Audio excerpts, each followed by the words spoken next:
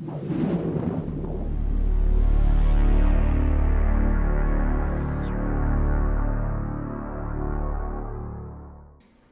part 9 of 10 Steps to Perfect MusicMaster Rotation, we look at the interfaces. We have actually reached our goal. You have used MusicMaster to create a music program according to your strategy. To make it audible, we need to link MusicMaster with other systems, which means that we need interfaces, for example to your automation software. You can create simple interfaces by yourself without any difficulty. For more complicated tasks, you might want to get the help from your MusicMaster consultant. To create an export design for the logs from MusicMaster, we open up the MusicMaster Export Designer, which is installed by default. You open your database and specify a new design.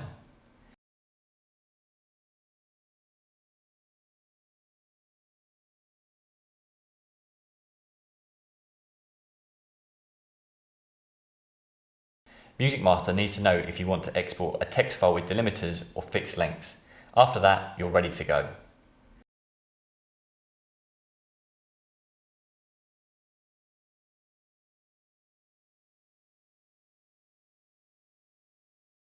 You decide which fields are exported when, for example, a title element or a log note is supposed to be in the schedule. You select the fields simply from a drop-down menu.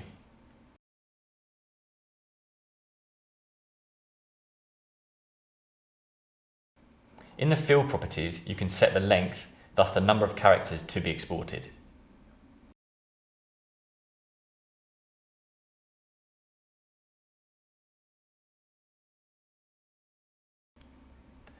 In the design properties, you can set many other details. The name of the export file and the location where it will be saved can be found under File Name Output Pattern and Default Output Path, respectively.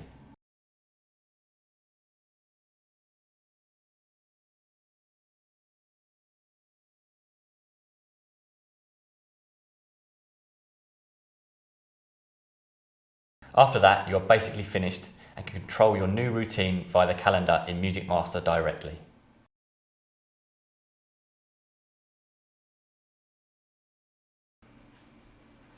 MusicMaster offers further file-based interfaces. For example, your transmitted schedules can be reconciled back to MusicMaster so you have the actual status of what really has been transmitted in your program in MusicMaster. Furthermore, the so-called libsync interface can keep the databases of MusicMaster and your automation system in sync. New titles are automatically created in MusicMaster, and any later changes done in either system are updated in the other system. With the traffic interface, you can have your advertising displayed directly in your schedules. This way, you can be aware of whether you have planned too much or too little music. All these interfaces are very adaptable and are described with definition files. These are then stored in the directory of your database. MusicMaster also offers direct access to the database. Through the Nexus server, third-party systems can get information directly from the MusicMaster database and also write data into it. Many automation systems already support this form of communication with MusicMaster. For your daily work, there are still two more essential functions: the pre-listening of songs and the possibility to print the schedule. To pre-listen, it's helpful to have the internal player of MusicMaster visible. You can find it under View. You still have to feed MusicMaster with the information where the respective audio file is located. Under Tools, Options, you will find the audio file options. Here, you can enter the path of the audio files, the field in which the file name is located in MusicMaster, and the file extension.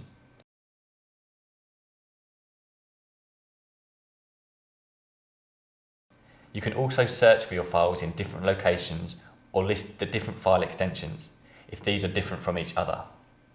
Finally, it is important to know that you can also integrate an external audio player and editing software. More and more stations try to implement paperless studios. Nevertheless, it may be helpful to print the schedule. MusicMaster has two printing symbols. The red printer, which prints out the schedule just like you see it on the screen.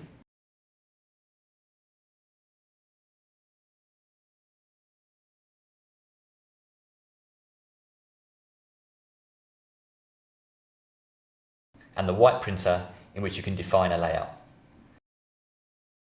If you create a new design, you can of course define a header for a new page or a new hour, but also what should happen when a musical or non-musical element is printed.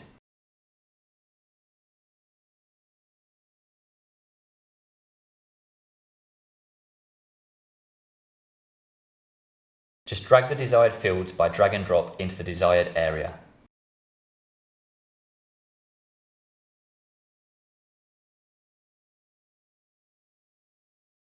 After that, you can still change the size and font. Don't forget to save the design.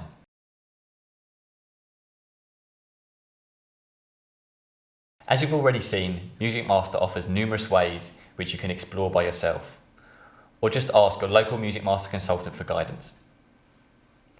How to back up your database with individual user passwords, and what useful tips and tricks there are to facilitate your work, you will learn in our next episode.